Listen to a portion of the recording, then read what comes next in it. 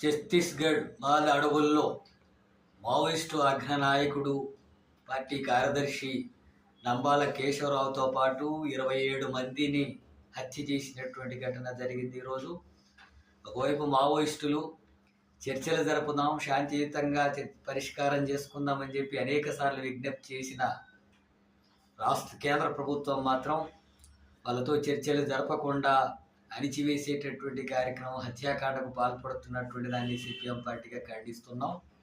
ఒకవైపు ఉగ్రవాదుల విషయంలో కూడా ట్రంప్ లాంటి వాళ్ళు చెబితే కాల్పుల విరమణ చేసినటువంటి ప్రభుత్వం, దేశంలోనే ఆర్థిక అసమానతలు ఉన్నాయి, దోపిడీ ఉంది, పేదరికం ఉంది, భూస్వామ్య వ్యవస్థ ఉంది, కుల వ్యవస్థ ఉంది అని చెప్పి దాన్ని నిర్మూలించడం కోసం వివిధ మార్గాల పోరాటం ఉన్నా వాళ్ళు సాయుధ పోరాట మార్గాన్ని ఎన్నుకున్నారు.